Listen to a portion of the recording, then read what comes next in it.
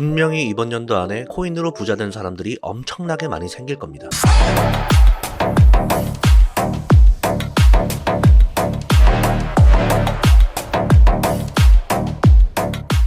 네, 여러분 반갑습니다. 테넥스 미디어의 트레이더 송입니다. 지금 ETF 때문에 떠들썩 하잖아요. 근데 일반인들은 ETF가 뭔지 승인이고 거절이고 아무것도 관심이 없습니다. 그런 사람들이 들어오는 시기가 분명히 올 거고, 그때 되면 지금 여러분들 마이너스 20% 30% 돼 있는 거 플러스 300%로 바뀌어 있을 겁니다. 물론 중간에 갈아타기도 하고 메타에 따라서 전략을 세워야겠죠. 그러니까 단기적인 조정에 흔들리지 말고 꽉 붙잡고 이 시장에서 살아남으셔야 됩니다, 여러분들. 지금 비트가 불안정한 가운데 이 CME 거래소의 OI는 계속해서 늘어나고 있습니다. 선물 미청산 약정은 변동이 없고, 이 기관들은 이번 주 현물 ETF 승인에 대해서 여전히 비트코인을 매수하고 있다. 왜 이렇게 매수를 할까요, 여러분? 그 이유를 생각해보면 우리는 답이 나오죠. 1월 3일에 대규모 청산 이슈가 있고 난 뒤로는 이 신규 포지션 개설을 하지 않고 있습니다. 즉 매수세가 들어오지 않고 있다. 펀딩 비율이 90% 이상 하락하고 트레이더들은 SEC의 결정을 기다리면서 매수를 주저하고 있는 모습인데, 자, 개미들만 이런 거예요. 지금 점점 알트들은 빠지고 있고 비트는 횡보하고 있다 보니까